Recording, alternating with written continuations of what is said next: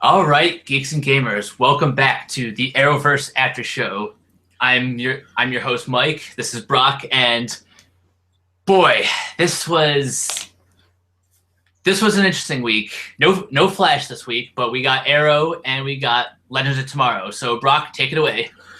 All right, we're going to read you a synopsis that oddly had something really weird left in it.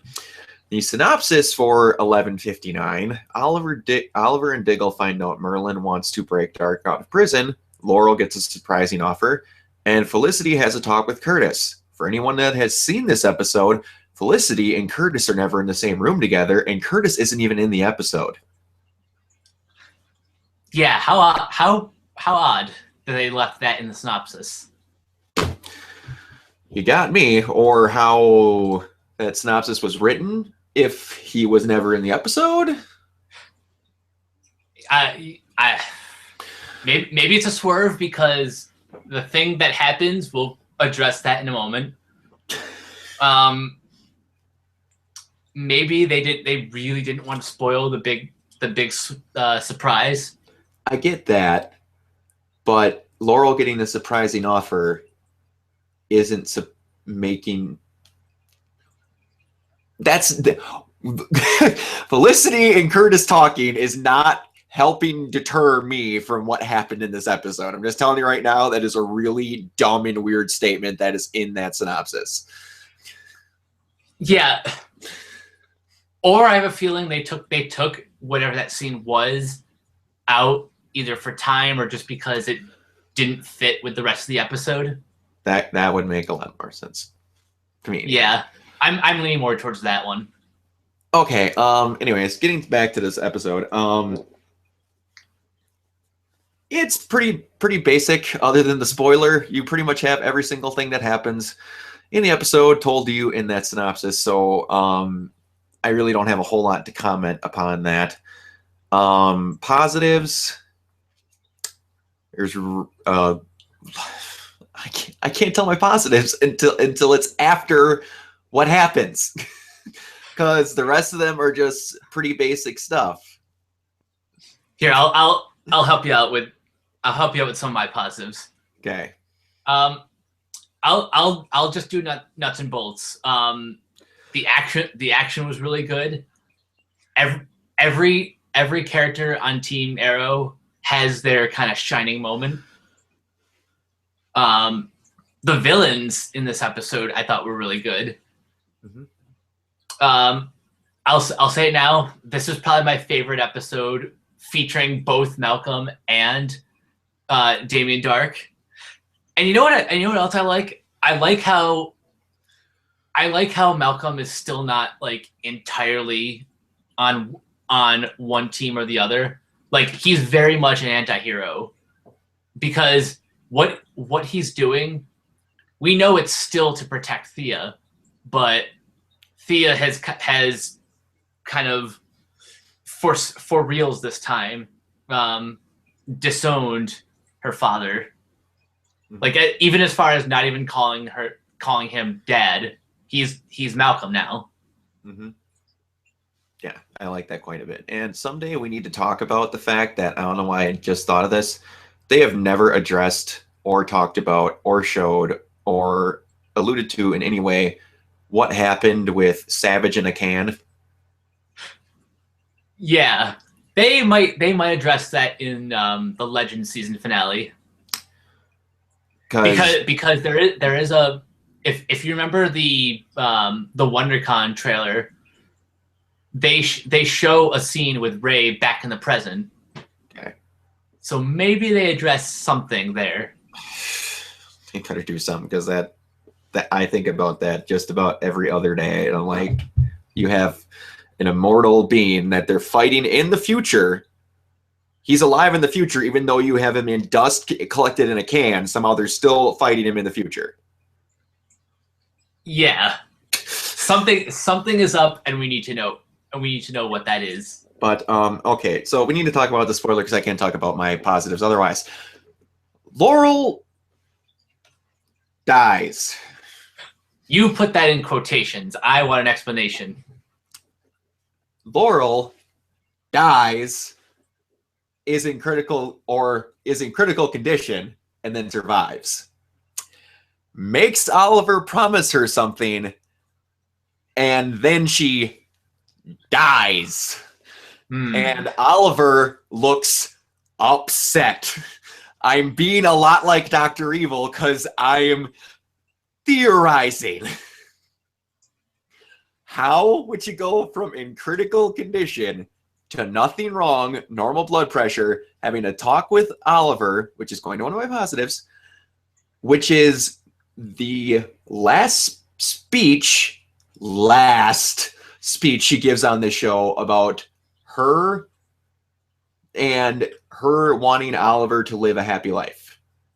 About how Felicity's the love of his life, but he will always be the love of hers. The way that they patterned that whole speech and the fact that she kept that tattered picture the entire time was awesome. I like that quite a bit. This is a very good Laurel episode, and oh yeah, it was good to see everyone there. It was a very great emotional scene at the end, and Dark is a really good villain. And the fact that he stabbed her with Oliver's own arrow kind of kicked that up a notch.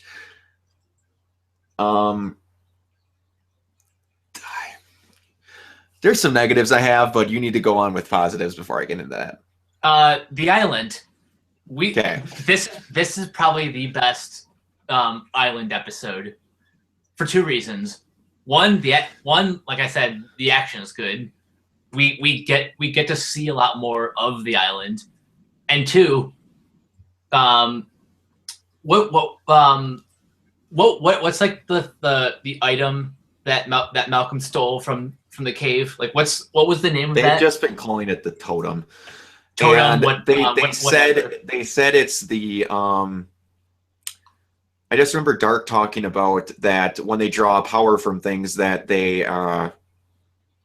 the thing that they're wanting to draw power from, they make the idol in the likeness of, or something like that. So it's the totem of something, but if they ever called it something, I don't remember what they called it. Right. Point is, like, that is the direct tie between what's happening in the present and what happened back on Lian Yu. And I thought that was brilliant. This is what this season's flashbacks were kind of building up to, and I'm glad that we're finally seeing that kind of. We're seeing more of that come to light. Mm-hmm. Yeah, there was good flashbacks. They're finally like just building up and talking about acknowledging the fact that his life is screwed up. And the fact that the one thing that makes him think about when things were simpler was the picture of Laurel in the flashbacks. That I appreciated that quite a bit. I have a feeling that even if Oliver doesn't have as strong of feelings for Laurel as Laurel clearly does for Oliver, I like how he'll never forget the time that they had together. Mm-hmm. Like, it's all, well, you know that saying, you never forget your first love. Nope. That remains to be true for Oliver, and that picture is very evident of that. Definitely. One more positive before we go on to negatives. And this is actually both a positive and a negative. From a narrative standpoint, I like how Andy was handled. I mean, in hindsight, like, I kind of feel like Diggle in that Andy became like my new favorite supporting character until he was, still on the away team. Yeah. I have one more positive. This episode was a gigantic reminder of how much I love Captain Lance. Yes. Just, Hill, where's he going to talk to? No, he's right there. I'm going to go talk to him. And then they're just back there, and he's like, oh, yeah, he's going out with Detective Hill. And he just knocked him out. What happened back there? You assaulted a police officer. No, what happened after that?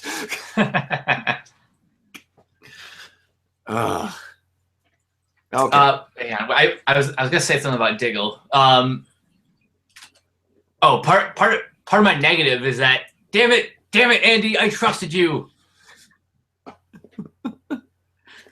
I trusted you, Andy. All right, are we firmly in negatives here? Yeah, we're firmly in negatives. Man, you could have delivered the fact that Andy was trying to set them up a little better. That scene with the trespassing, and then the arrow thing, to me was extremely overly obvious. Which, when they all go to get Malcolm, then there's the one League of Assassins dude that leads them into a room that has 5 bows and explosive setup that only Oliver gets into, so that only Oliver can see how it really happens. Oh, okay, really? Yeah, that was pretty clumsy. I'll admit. Just come on, really? And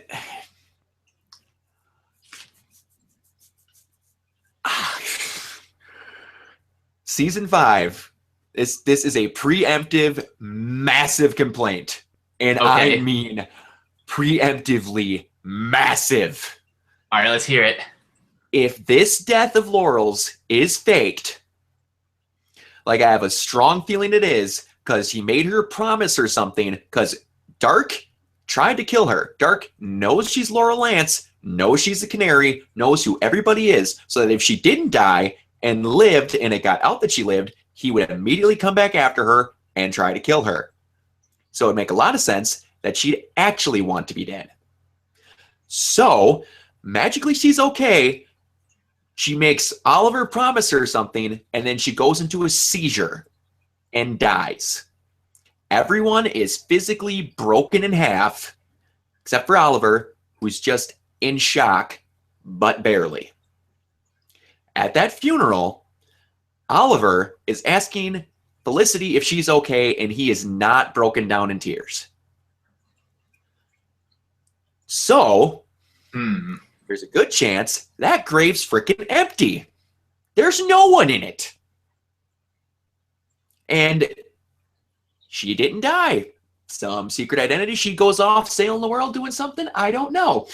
But I swear to God, oh, do I swear to God and CW's head writers, if next season this is some BS thing that Lance or someone else hears about, that Oliver knows that Laurel's alive and he helped fake her death, and the entire team hates him again, and everyone is having a pissing match about one secret that got let out that Oliver was keeping from the team again, I am going to be unbelievably rage-filled and pissed off.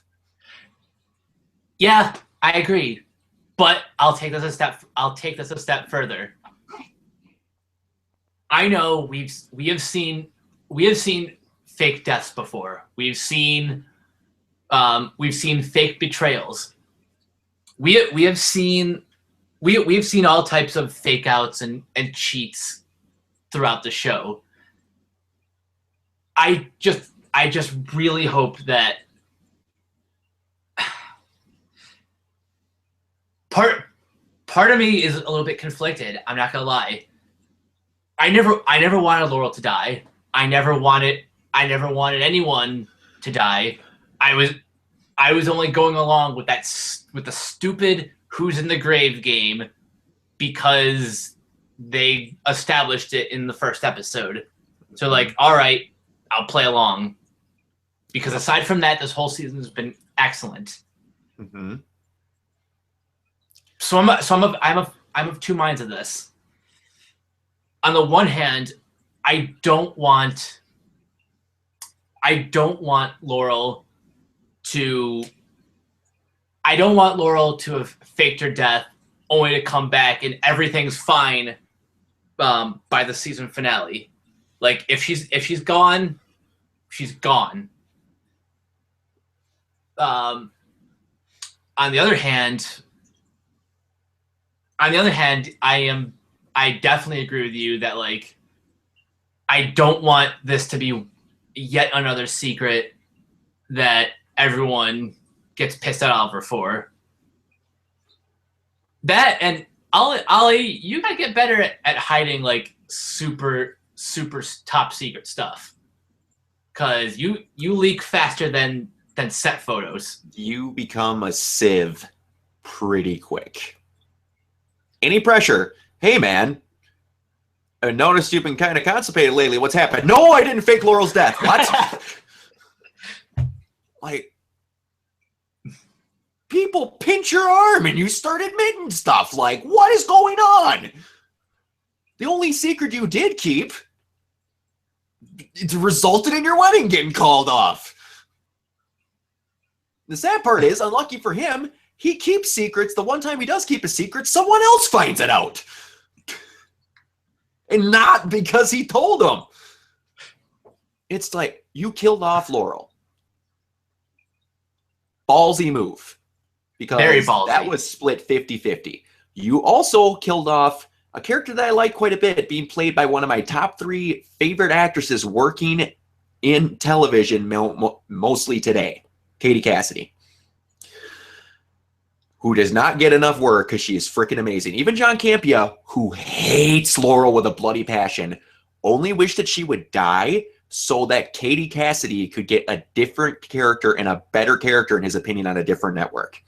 That is showing you how good of an actress Katie Cassidy is, that when someone can hate her character with every spot of his humanity, yet he still loves the actress.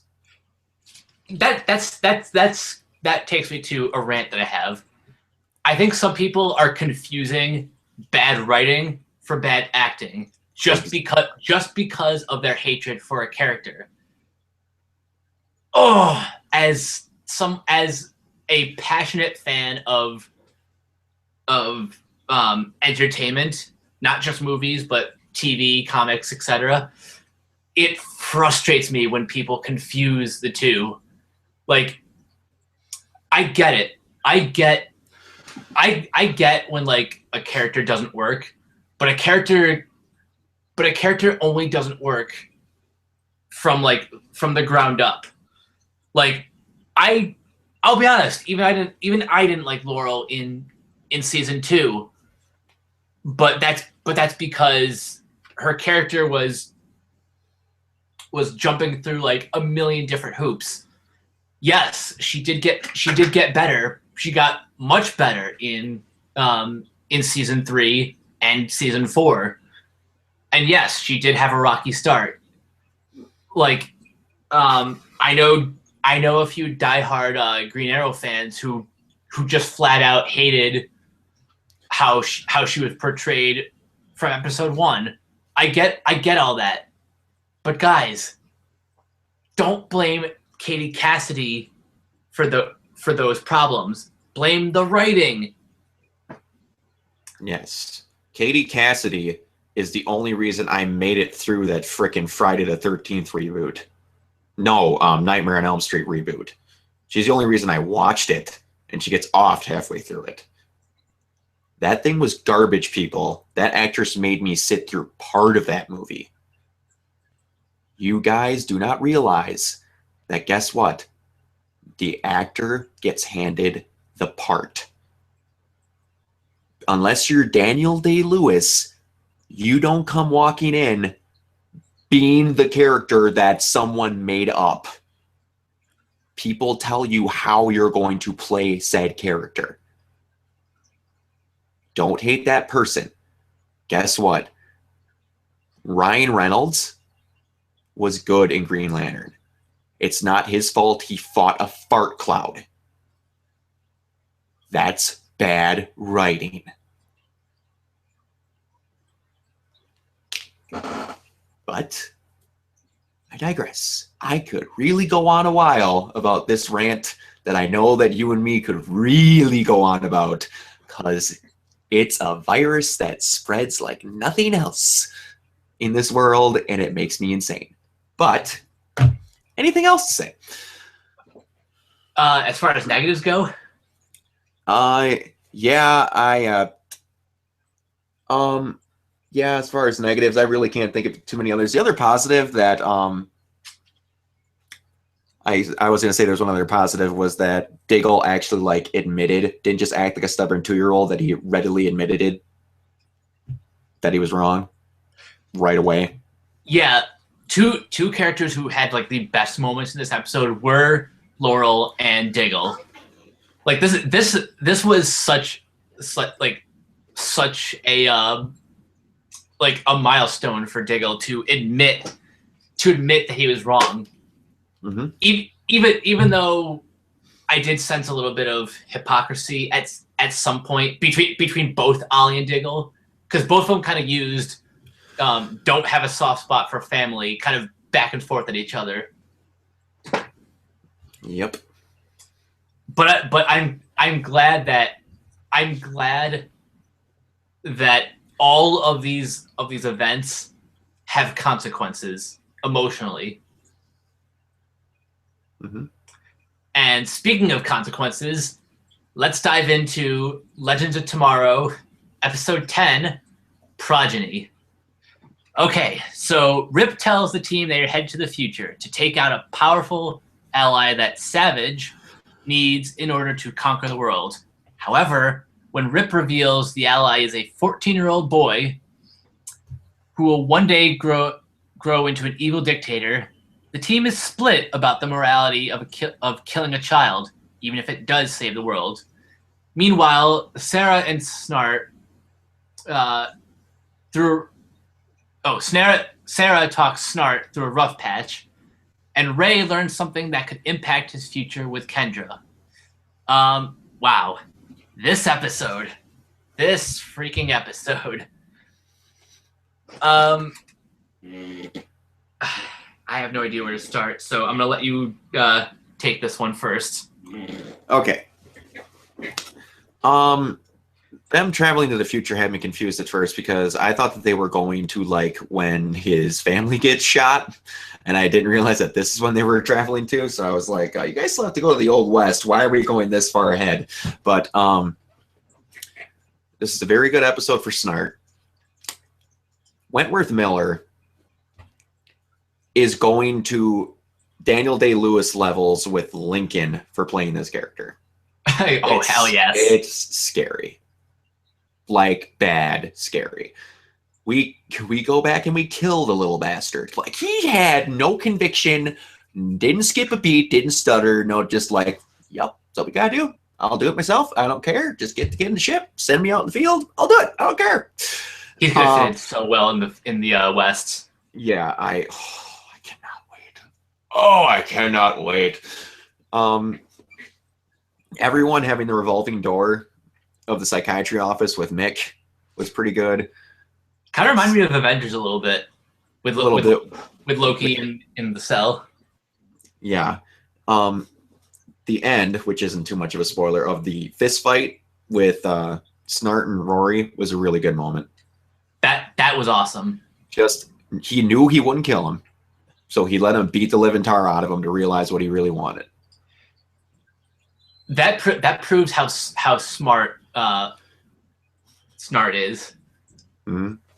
Because he knew exactly what was going on, but he still wanted to approach Rory at that level. And he knew he wasn't winning that fist fight. There wasn't a chance. Of course not. But anything else, it was just pretty general positives, but I'll let you get the rest of them. Okay, positives. Yeah, I'm gonna be a broken record when I say Casper Crump is perfect as Vandal Savage, and what I like about his performance is he brings something new to it every time they go to like a new era in history. Like he adds like another layer or subtracts a layer. Sometimes like he'll play the part a little more Savage, and sometimes he'll be a little bit more articulate, I guess. Yeah. I'm trying to find the right word to describe his personality as it changes throughout history. I kind of like the moral dilemma of would you kill a baby Hitler? That was a very kind of, I hate to use this word, but deep theme that kind of carried throughout this episode. Yeah. And I like when time travel shows like do that. Definitely. That, and raise your hand in the comments below if you were a Firefly fan, because Jewel State gets to play a Palmer. Yeah, she's the great granddaughter. Yeah, Sydney Palmer. I looked it up. He's not a real character. It's just kind of a joke. Yeah. Like who? A partial negative would have been, oh come on, what a cop out. Yeah. But I don't really care that much, because it was just cool seeing the Jewel State in this episode. Mm-hmm. Another positive, surprisingly, like I was kind of back and forth on whether or not it was a positive or negative. Kendra's flashbacks from I want to say it's the 20s, just based on her hairstyle. Mm-hmm. We see Carter and Kendra in another life, and they're on the run from Savage. And I think what I liked about it is it's just kind of proof that, like, no matter what the circumstances, Kendra will never forget her past. But because she's with Ray, she has to eventually learn to forget about her past, or leave the past behind her and just embrace the present. Yep. All that is good stuff. Plus, one more thing before we move on to negatives, if we have any negatives.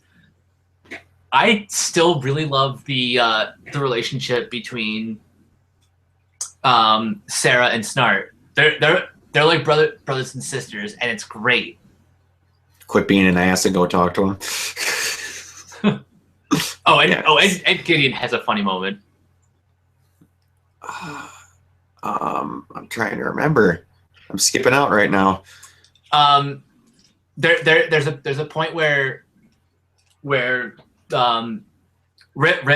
kidnapped the kid, and he's hooked up to like the dream monitor thing. Uh-huh. Gideon's like, oh, this is what he's dreaming about. Sarah goes, oh wait, you've been monitoring our dreams this whole time. And about that nurse. That's right. Yeah. Give him a front nurse. We don't. Whatever.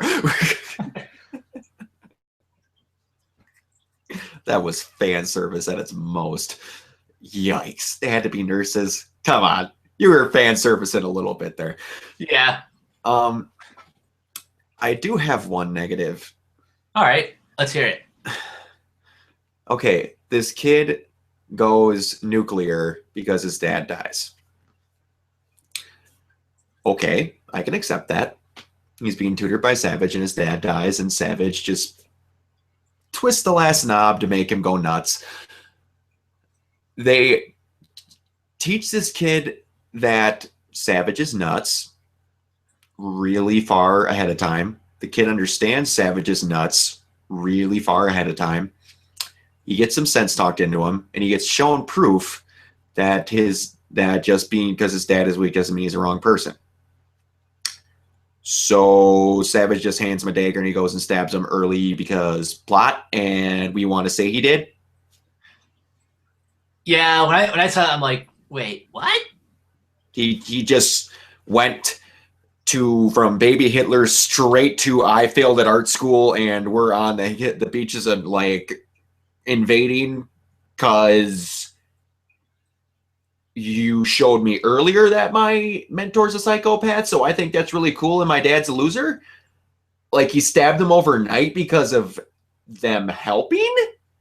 That made no sense to me. My only explanation for that is plot, and that sucks because it kind of makes this episode irrelevant. Yeah, but they do save that moment with the whole Snart and Rory fight. Yes. Which results in possibly an explanation for why they're going to the West. To hide out. Well, on that note, if we're done talking about positives and negatives, we've got news to talk about. Yes. Okay. First, here's a little bit of an update. There is no Arrow until the 27th.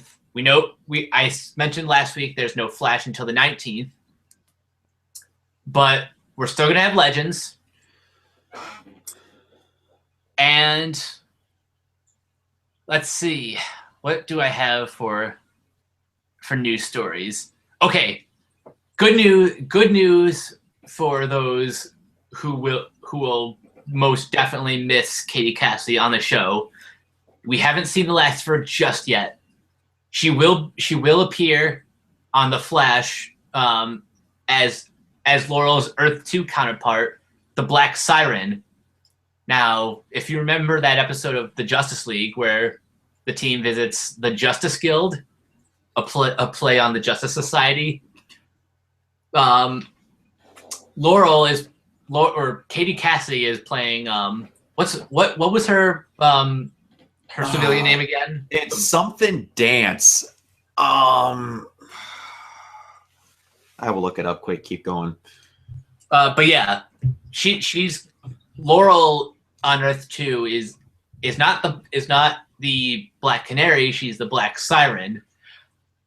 Okay, I lied. Her name is Donna Nance. Okay. Okay. Now here's what I don't want to happen. I don't want her to be evil just because they're on Earth 2. I just want her to be like an alternate version. Like fine. Like instead of taking the mantle from her sister, maybe she's a protege of the Robert Queen Green Arrow. Maybe. It'd be different. The only thing I want is a non-technologically assisted canary cry. And I think we might get it. Particle accelerator. Yep, particle accelerator. That's how I thought she was going to get it in the first place. Just randomly during season 3. Hey guys, I'm visiting family in Central City. But man, I hope so. Good Lord, do I hope so. And I hope that in that episode we actually get to see Robert Queen. That would be Green Arrow. That would be amazing. I don't even care if they recast the original actor. I just want to see Robert Queen like in the costume. Just to see Barry's face when he sees Oliver's dad. It probably won't happen, but I know. If it does, it'd be so sweet. Because wild speculation, extremely wild speculation. Anyone that's seen Flashpoint Paradox, Bruce gets a letter from his dad. That reminds me of an idea I had about the next season. Like something that could happen. Okay. So let's say Laurel died for reals. What if, for whatever reason, Oliver Black asks, Siren ends up on Earth 1. like let's say for whatever reason, Oliver asks Barry, or maybe he doesn't ask. Like Barry, just as a friend, thinks he can go back in time and save Laurel. Okay. What if that results in?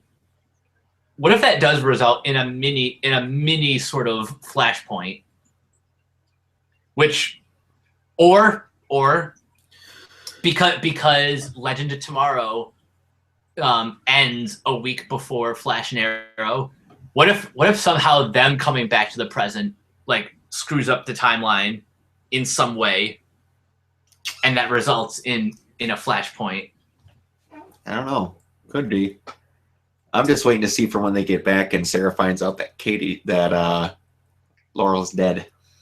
Oh yeah, that's gonna be fun. Because she ain't gonna be the White Canary anymore. No siree. No. She cannot wear white to that wedding. She's not going to be pure if she finds out when Laurel died. All right, I got a couple more stories. One, Vixen season 2 is, again, we haven't seen the last of Katie Cassidy just yet, as she will be reprising the role in Vixen season 2. I need to watch that first season. Yes, and it's not even a long watch. It's basically an animated pilot. It's six it's like 6 mini episodes. They're like 4 to 5 minutes each. It's a breezy watch. Okay. And one last thing before we wrap things up.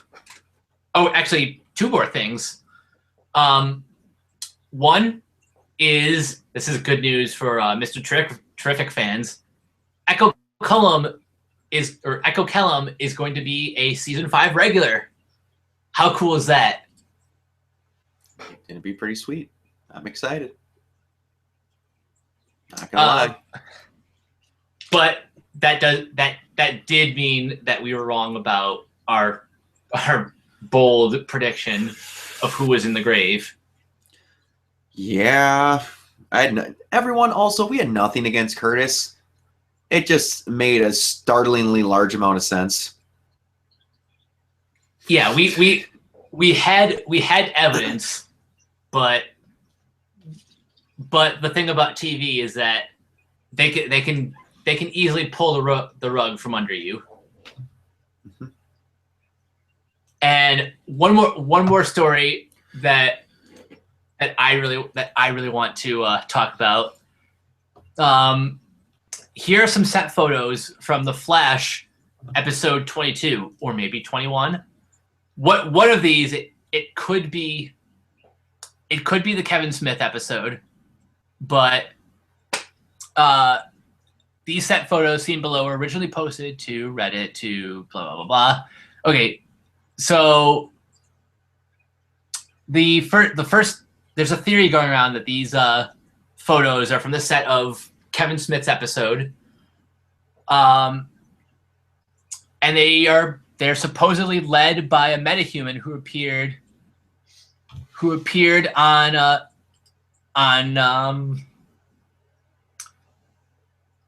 wait, could these be metahumans led by Black Siren? I'll have to post the pictures on the Facebook group, but there's like 3 different metahumans that almost look like the Royal Flush Gang.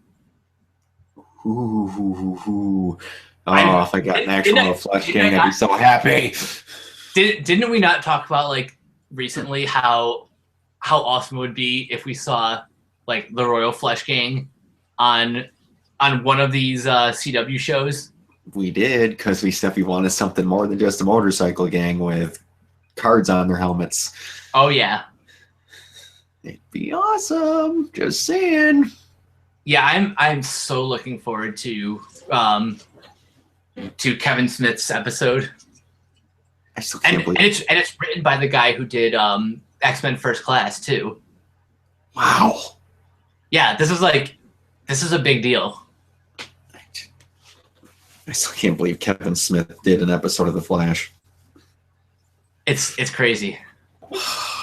Yeah, it is crazy. All right, is there anything else you want to get into before we head out? That's really about it. We covered pretty much everything. All Actually, right. wait, hang on. Oh. There is one more thing. Ever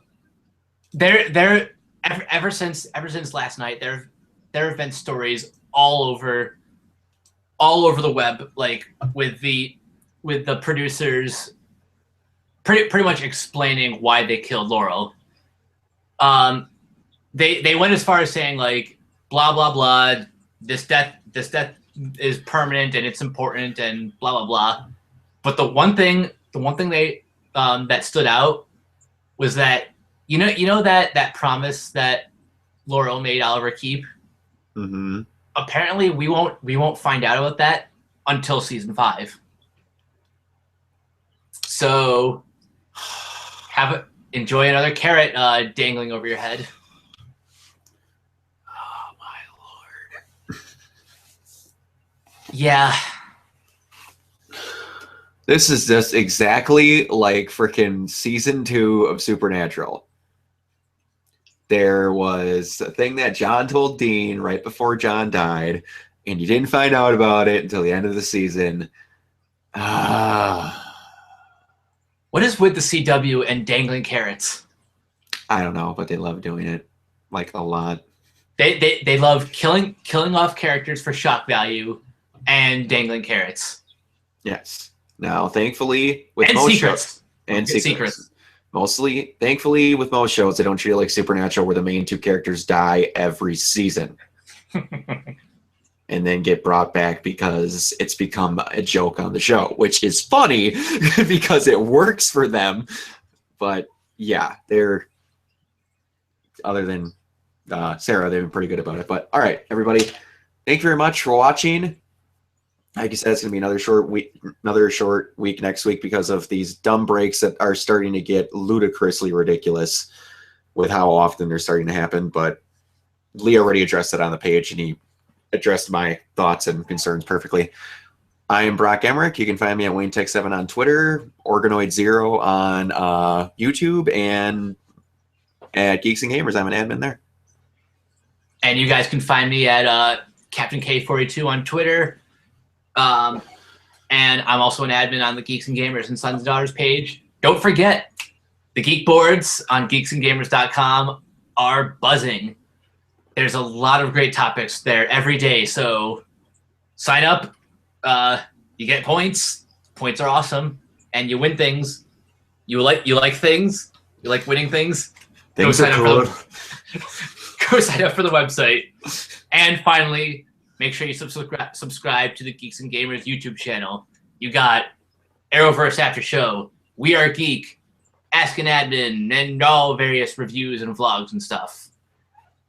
We got a lot of stuff coming your way, so stay tuned as always. Yes. All right, everyone, thanks for watching, and we will see you next time.